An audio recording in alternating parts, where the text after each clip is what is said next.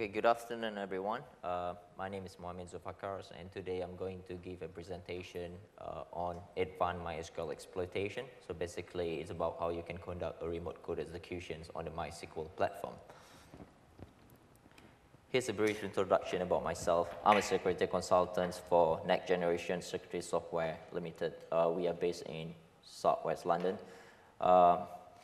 Here's my email address, so if you have any questions about my talks, just feel free to drop me in an email.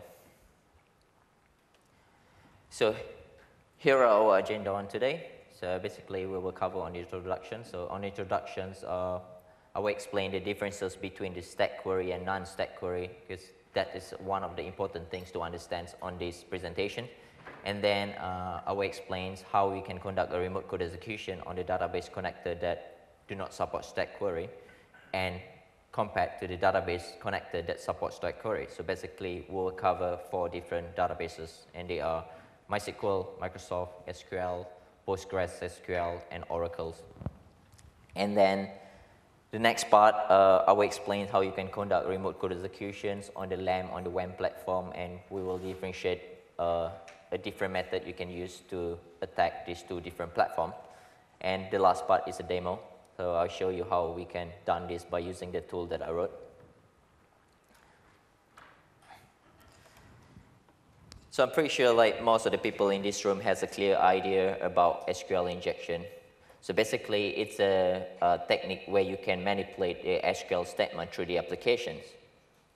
In most cases, you will find that the SQL injection is used to read, modify, and delete database data. However, in some cases, it's possible to conduct remote code executions by attacking this type of vulnerability. Okay, so what is stack query? Stack query is the condition where the multiple SQL statements are allowed, and they are normally being separated by semicolons. So stack query has been widely known to be abused to write a file on the database server. In the Black Hat Amsterdam 2009, Bernardo Dambele demonstrated how you can conduct remote code executions on the SQL on the platform that supports stack query. And today I will demonstrate on how you can perform the similar technique to conduct remote code executions on the database connector that do not support stack query. So our case study today is MySQL PHP. As we know, the MySQL is widely used with PHP, and they are a part of the software stack of the LAMP and the WAMP environment. So if you look at here, this is some technique you can perform when you attack the database connector that do support stack query. So by having a multiple statements, you can do many things that can lead into remote code executions. So I will explain some of the example here. Table creation is used. Normally, it's used to store your arbitrary data. And this technique normally used to attack the MySQL platform and PostgreSQL. And then the data injection into the table through the insert syntax is used when you want to inject your arbitrary data into the table that you just created. And byte-by-byte injection techniques is normally used when you have a larger data. So basically, when you try to upload the executable file, you will find your data is large, and you are tied to use some limited bytes, especially when you attack the GET request, and you will find that you need to do a data byte-by-byte injection by injecting your data byte by byte until the whole data is completed into your tables. And then the other technique is the UDF injection technique. If you heard about this, the UDF basically a technique where you can inject your UDF function by attacking SQL injection, and this will normally use on the MySQL and Postgres database. And then the executions and the creation of the new store procedures, basically this is widely used on the Microsoft SQL, where you can create your store procedure or execute existing procedure. And for example, you want to execute XPCMD shell, you basically need a statement creation using exact syntax. So you basically need to use stack query to perform these actions. And the privilege escalation is a technique where you can escalate privilege from a low privilege user to become the data administrator user. As you will find that most of these talk, to conduct remote code execution, you are required to be a high level privilege user. And then the other one is .NET assembly creations. this technique is used on the latest version of the Microsoft SQL, because the recent version of Microsoft SQL, the .NET framework is supported, so you can basically create a .NET assembly by using a create syntax. So if you look at this slide, you will find that when your database connector do not support stack query, you are only too tight to use OR, AND, and union. And these techniques are good for data extractions, but it's not good enough to conduct a remote code execution. If you look at this stack table here, you will find on the top side we have 3 different types of the applications. On the left side, we have 4 different types of databases. As you can see on the MySQL, there are 2 applications that do not support stack query by default. They are ASP and PHP. And our case study today, we are going to focus on MySQL PHP, as we already know that MySQL is widely used by PHP. So now I'm going to explain how you can conduct remote code executions on some database connectors that support stack query. So we will start in Microsoft SQL. So you can basically use an XPCNB shell to create an arbitrary debug script, and this arbitrary debug script can be converted to become an executable file by using a debug.dsc command. And then you can just simply use the XPCNB shell to execute the arbitrary data. So this is like a widely technique that's been used for a long time to execute command on the Microsoft SQL server. And then the other technique is, this technique can be applied on the recent version of the SQLs, where you can simply create the arbitrary CS files and then compile your CS file using csc.exe. So when you have a .NET framework installed, you basically will find this command. And then you can simply use a create assembly syntax to directly import your binary into the Microsoft SQL server. And instead of creating your arbitrary CS file and compile it, you can also use a UNC path to directly download a DLL file and then use this create assembly to directly import your binary. So here are some limitations. As you know, debug.exe is normally used to assembly, it's used for the x32 processor. So if you try to attack the x64 machine, you will find the debug.exe in some of the Microsoft Windows has been removed. And also, your session user must have to have a control server permissions to execute the store procedure.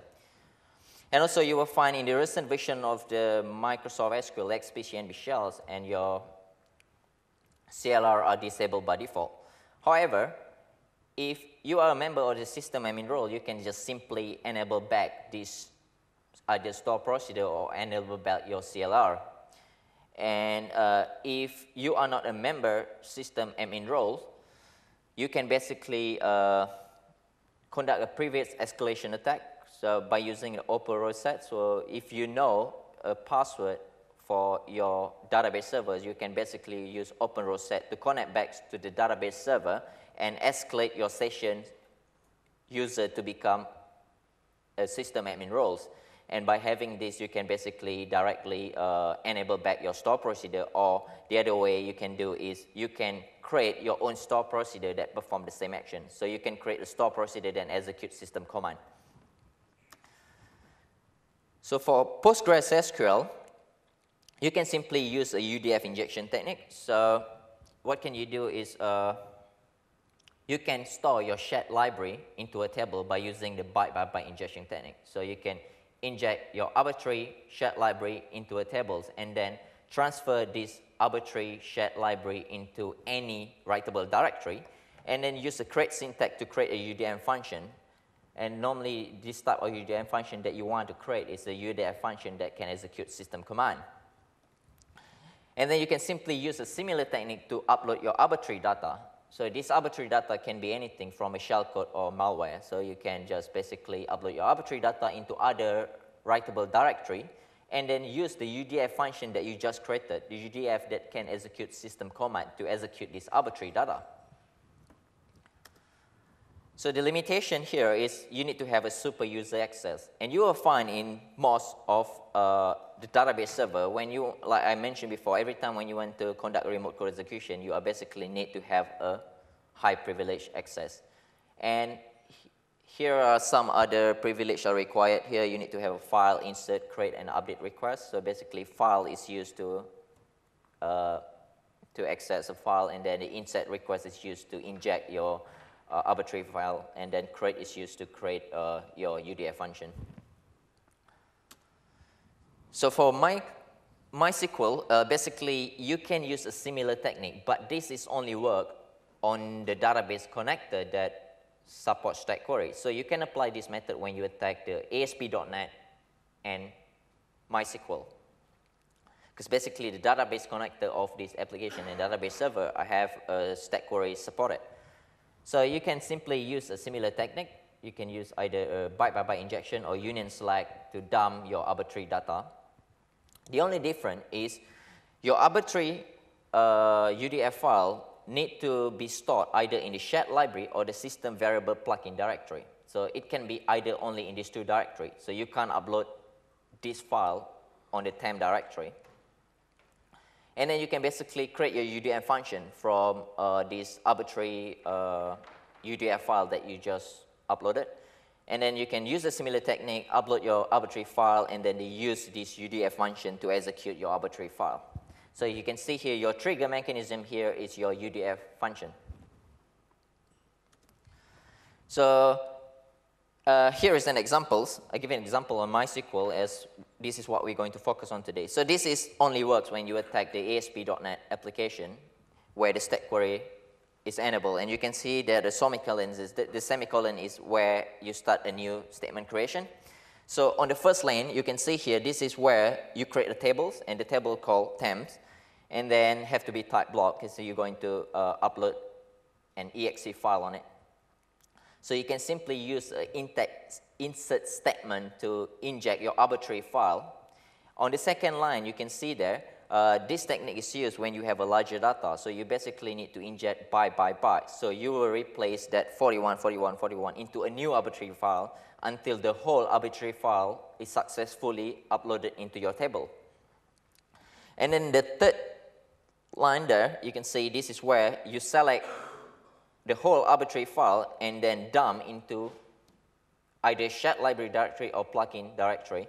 As you can see in this example, I upload this arbitrary file into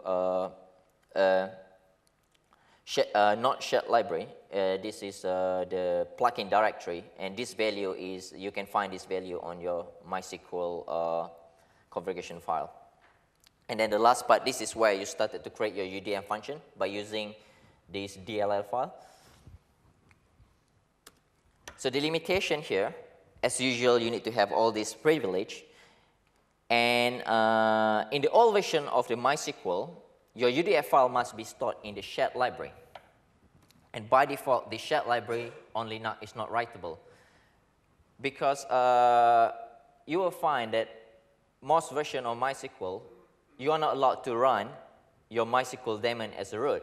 You've been forced to run your, but it's still possible if you force your database to run as a root. So if your database runs as a root, you basically can bypass the technique. You can basically write into any directory. So you can simply write into the shared library.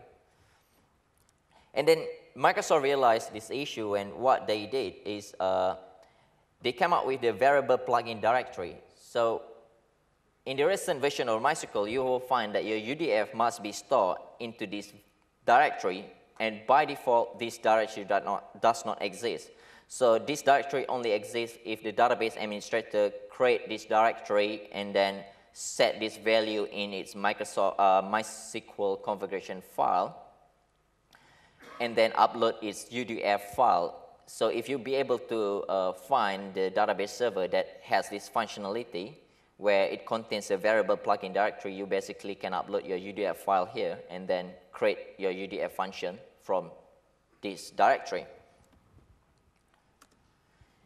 And now I'm going to explain how you can conduct a remote code execution on the database connector that do not support stack query.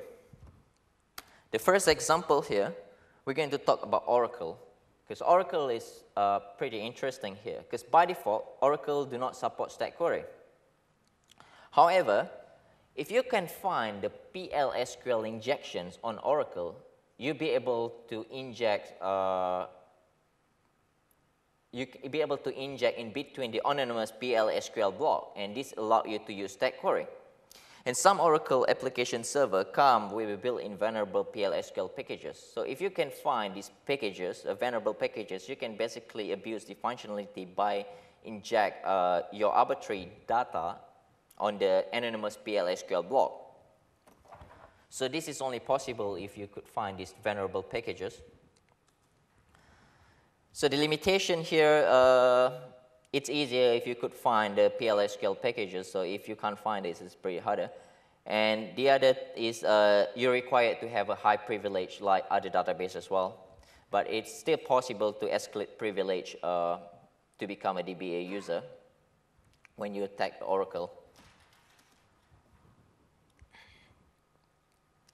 So now we're going to focus on the MySQL. So as we know, the MySQL is widely used as a database component for the LAMP and the WAMP environment. And by default, stack query is not supported. So you can't perform a UDF injection technique on the MySQL PHP. This is because you can't allow to have a create syntax, because you're not allowed to use a new statement creation.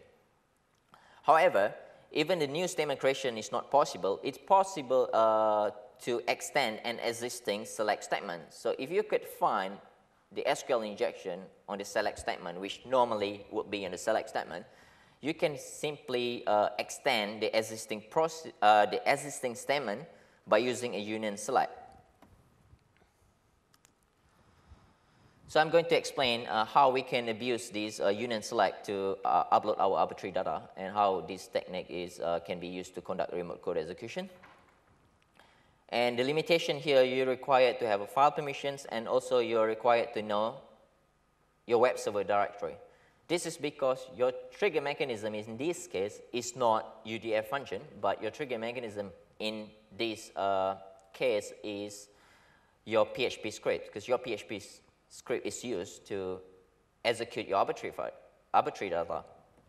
And also, like I mentioned before, on Linux, you will find your web server directory is not writable in most of the Linux unless you force your MySQL D to run as a root user.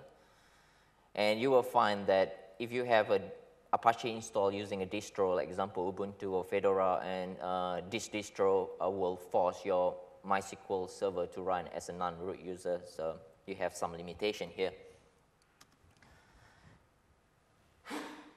So if traditionally, we can simply use a PHP script to execute system commands. So you can basically just inject a short PHP with this PHP system function to execute system commands. So if we can just simply execute this, why we need more reliable shell? Why we need to upload the arbitrary file? A good example of this is Metapreter and the VNC shellcodes. As we know here, the Metapreter is very useful in the post-exploitation process. So you can basically use a Metapreter to escalate privilege of a local system to become a domain user. It's example if your LAMP or the WAMP system is run as a domain. And also you can use a Metapreter to do a process migrations, and you can do a Metapreter to capture traffic, keyboard logging. And you will find in the next release of the Metasploit, there are so many new features on the Metapreter. And Metapreter now has a SSL connection supported, so it's very useful to cover your track. So now you have a Metapreter run on the top of the SSL connections. And then this is what I've been waiting for so long, is Metapreters that can run on a POSIX system. And that will be targeted to be supported on the next version, which is 3.4 development version. So VNC shell is useful when you have to have a graphic user interface on the compromised system. As we know that most of the application on Windows run as a GUI, so by having a VNC shell, it helps you to do many things compared to just have a Windows command shell. So we know a Windows command shell is a bit limited.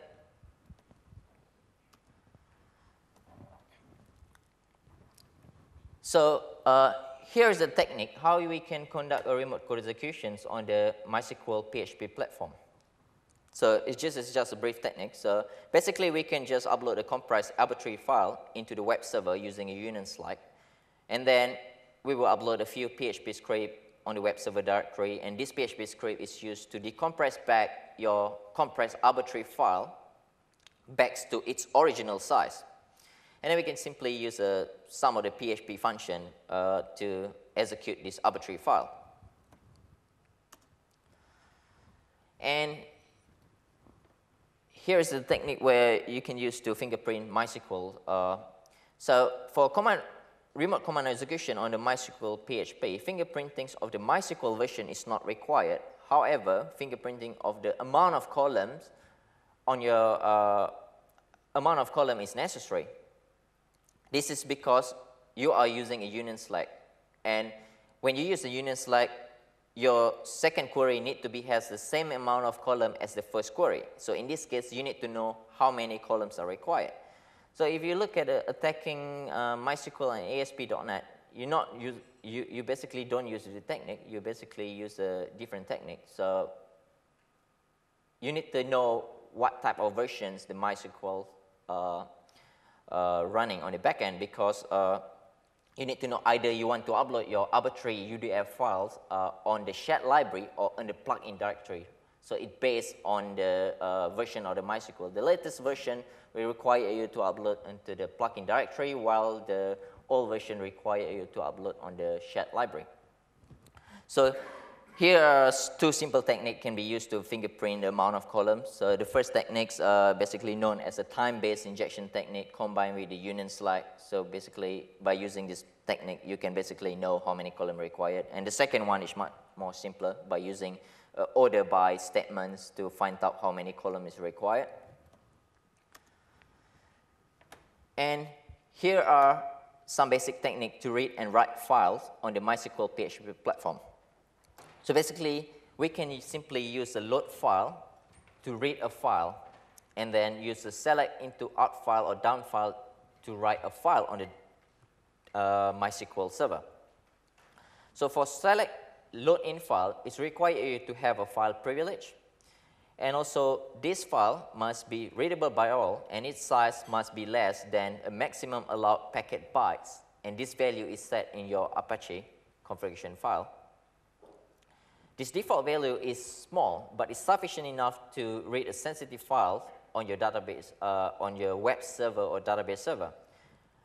For example, if you want to conduct information gathering, example, try to fingerprint your web server directory, so you can basically read your Apache configuration file, as this configuration file contains sensitive information about web server directory.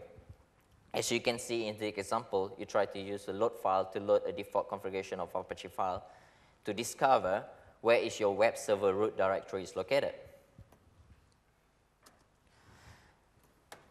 So for select into out file or dump file, you're required to have a file privilege.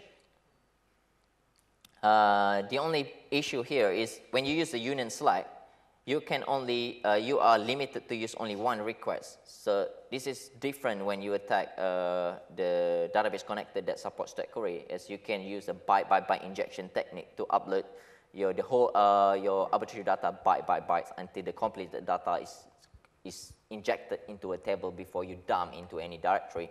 So in this case, you are limited to use only one request to dump the whole arbitrary file. And another issue here is sadly, the file that you create is not executable by default on the Linux. However, I'm going to explain on my future slide how we can change the directory to be executable, how I can change this file permission to be executables, and how we can bypass this maximum limit that allow, as we are only allowed to have only one injection every time to upload the whole arbitrary file.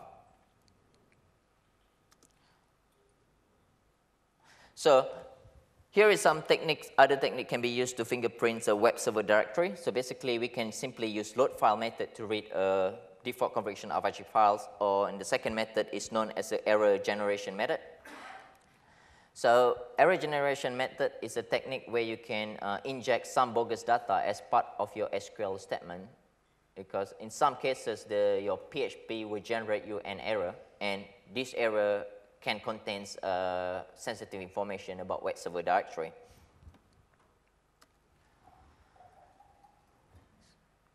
So here are some challenges in writing arbitrary file through the union select. Firstly, you will find your GET request is only limited up to 8,190 bytes on your Apache. And the second issue that you can have here is your data from the first query can overwrite your file header. As I already mentioned before, when you use union select, your first statements, your first query need to be the same amount column of your second query, and you will find when you write your data from result from the first query will overwrite your file header, and this can potentially corrupt your file. And then the other issue is data from the extra column can extract unnecessary data into your arbitrary file, and this also can potentially corrupt your arbitrary file.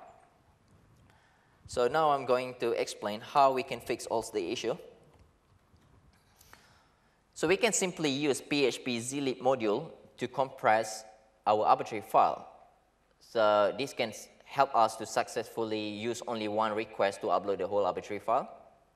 So in my experience, from 9,625 bytes, I was able to compress my arbitrary file up to only 630 bytes. So I can say in most cases, you'll be able to bypass a lot of things, including a web application firewall. Some web application firewalls will limit you only to certain length, how many bytes you can have on your GET request especially.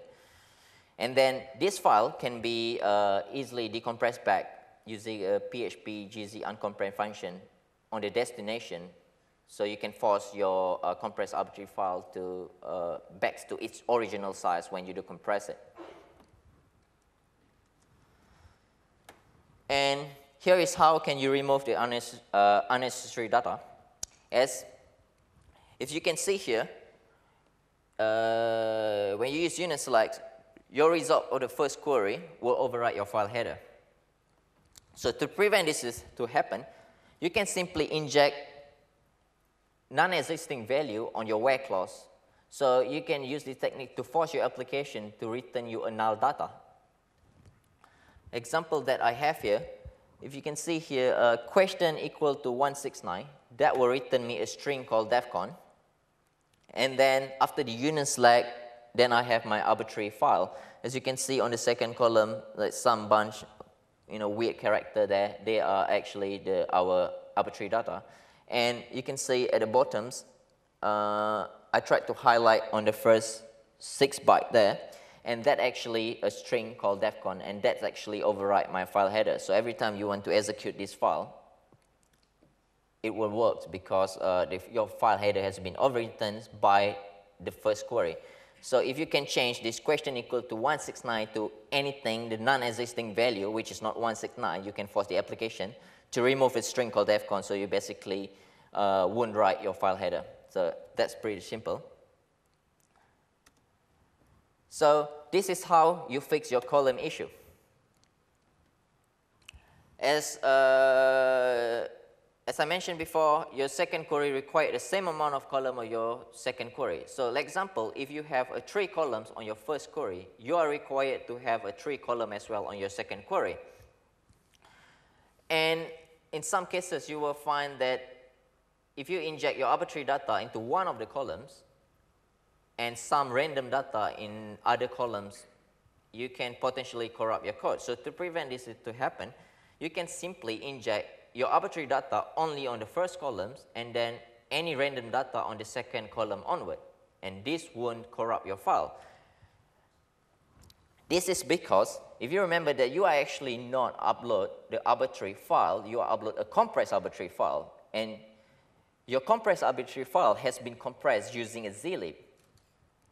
So zlib uses adler32 checksums, and this value is added at the end of your compressed arbitrary file. So in RFC, it's already stated that anything after this value will be ignored during the compression process. So you can basically abuse this functionality by injecting your arbitrary data on the first columns and some random data on the second column onward.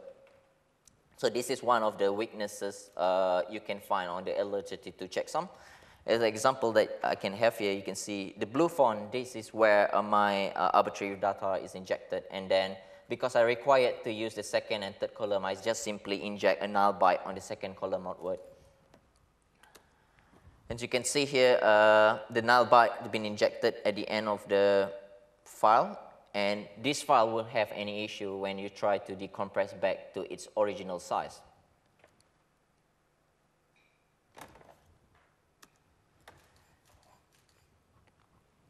And here is just some technique you can use to bypass some security software and devices. Like example here, we can simply use, if we want to upload Metasploit shellcode on your LAMP or WAMP, you can just simply Metasploit shellcode encoder as some of this kind of helps you to bypass some of the web application firewalls, intrusion detection system, and even antivirus. And for the PHP script injection, you can basically evade this by using a base64 encoder. So you basically encode your PHP script before you upload it. And then the other technique is you can simply use a PHP GZ compress and also the PHP GZ uncompressed function to compress your arbitrary file to bypass the web application firewalls, bypass the limit, upload on your machines, and then decompress back before you execute it. So during the transaction, you'll be able to bypass the maximum limit, especially on the GET request, because normally on the post request, by default, you have 2 gigs. So normally web applications still allow you to use a long length, so you basically can simply upload your arbitrary file on the post request without any issue compared to the GET request.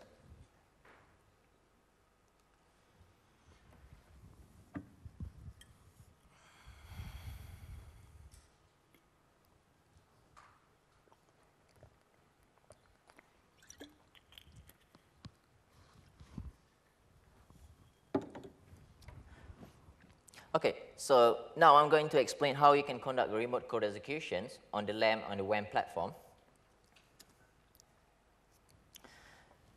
So here is some technique how you can conduct remote code execution on the LAMP platform. So as I mentioned before, by default, the directory on Linux is not writable by the MySQL user, and you will find that most of the recent version of the MySQL, your MySQL will run as a low privilege user and normally a MySQL user, and you are not allowed to upload your arbitrary file into your web server directory. So this is different. If you could find a MySQL that run as a root user, you can abuse the functionality, just write any web server directory without having any issue. However, there are some applications that require the application to have a writable web server directory. A good example of this is a database server that allow user to upload contents. For example, some application allow user to upload a photo, and this photo is located on one of the web server directory. So the web administrator required to set this directory to be writable. So if you could find this type of application, you can basically abuse by writing your arbitrary file into one of these directory. And then the other issue is your uploaded file on the web server is not executable. So this is one of the issues on Linux. However, this is not actually an issue, because you can basically read the same file contents and write it into another file using PHP script, and then you can basically use a chmod to change the permission of file to become executable. And now your new arbitrary file is not belong to the MySQL user anymore. It will belong into the web server user. However, it's still executable. So once you pop a shell, you will get a shell that belongs to the web server user. And here is some technique how you can use the command remote code execution on the web platform. So basically on the web platform, I can say it's 100% will work. It's because by default, the MySQL run as a local system user. And this user allow you to write anywhere in the web server directory. So you can simply upload into one of the web server root directory and then simply use a PHP script to execute this file. And now is a demo. I will show you how the tools that I wrote can conduct a remote code execution on the LAMP and WAMP platform. So it's just a MySQL injection takeover tools to demonstrate how this can be done.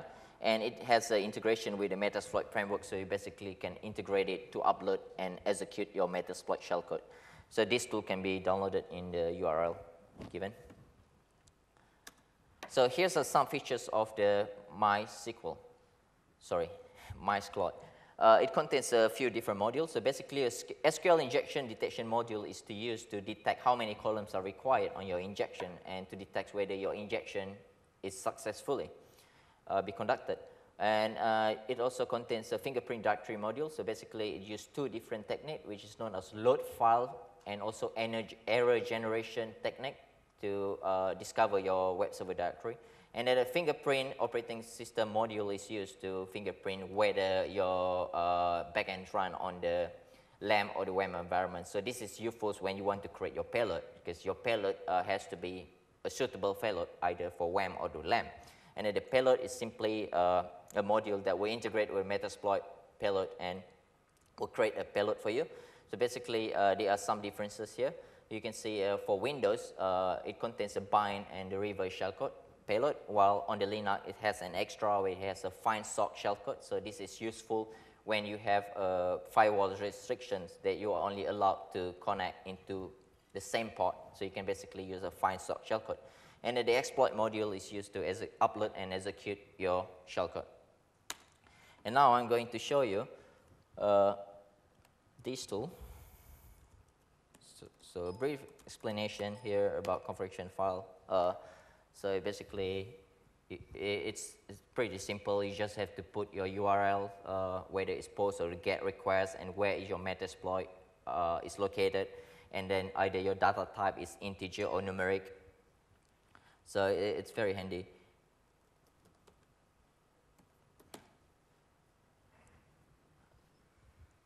Hope you can see that.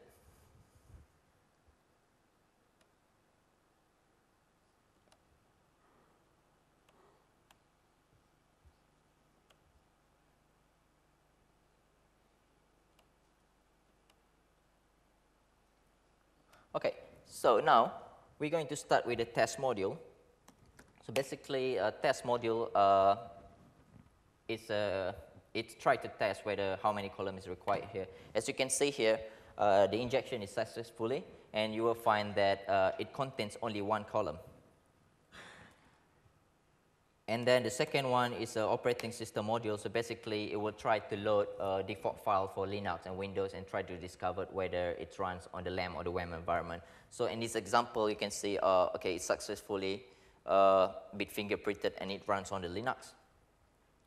And then the third method is try to fingerprint your web server directory. So basically, you use two different methods. You try to load the default file of the Apache, and if this is failed, it's going to turn into the second technique, which is try to inject a bogus data as part of the SQL statement to force the application to return you a sensitive information about this directory.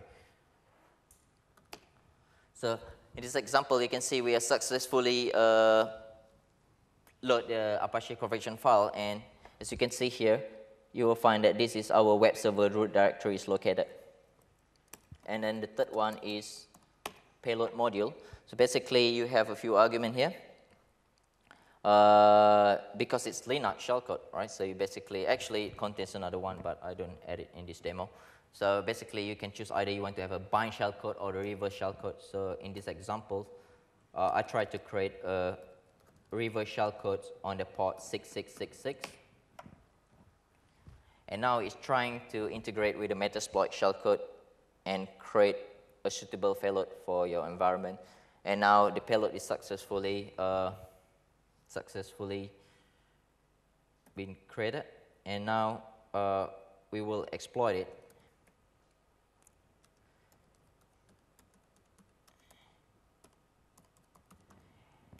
And once I run the export module, you will see that some bunch arbitrary data been uploaded. And the first arbitrary data is actually our compressed arbitrary data that have been compressed using a zlib. And then this file will be decompressed back. The second payload is a payload that used to decompress back this file to its original size. And then the third payload is a PH, so basically to execute your payload. And then it will execute the Metasploit listener, try to wait for the connection.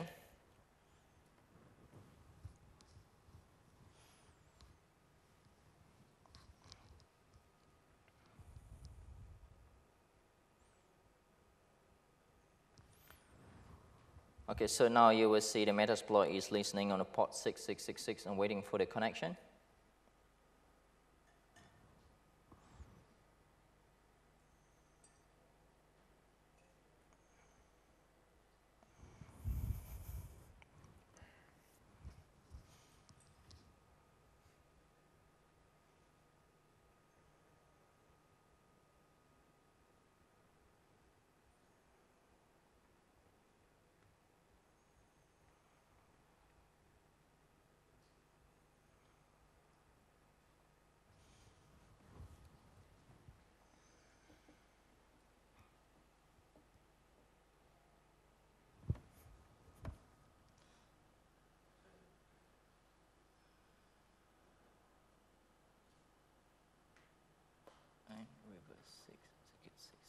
Okay, so now you will see your shellcode is successfully executed, and now you are on your LAMP environment.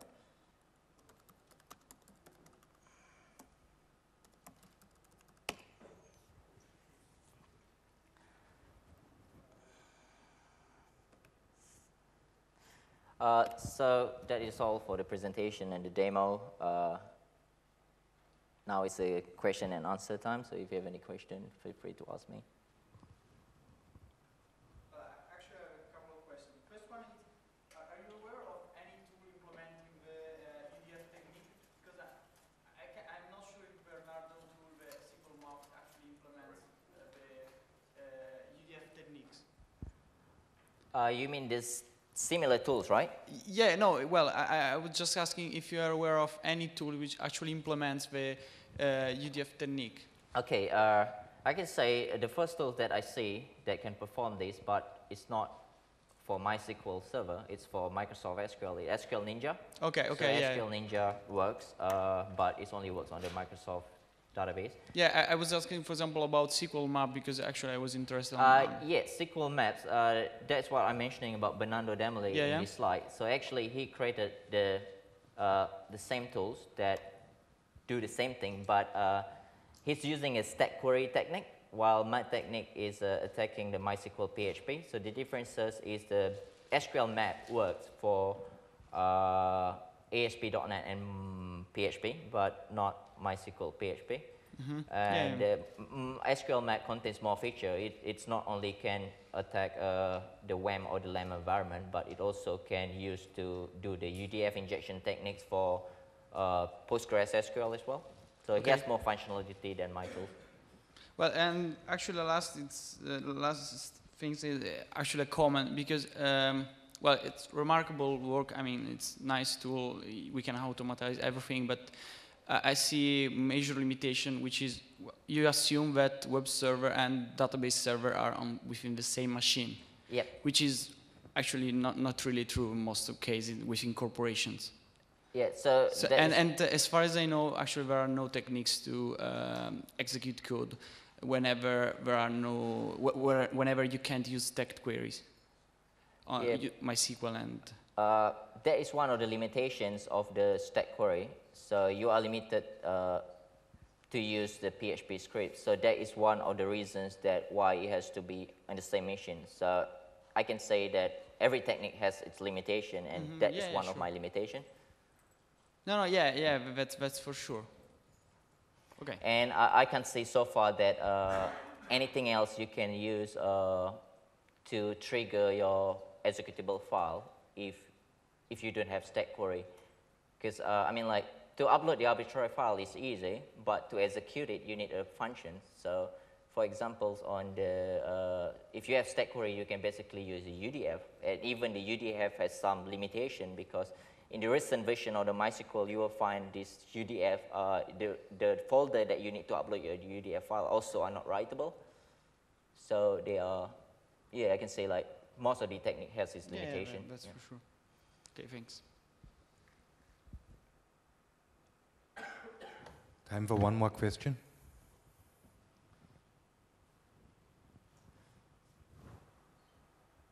Okay, so if there's no question, I will end my presentation, and I would like to give some credit to all these people that helps me to do my research. So thanks for coming.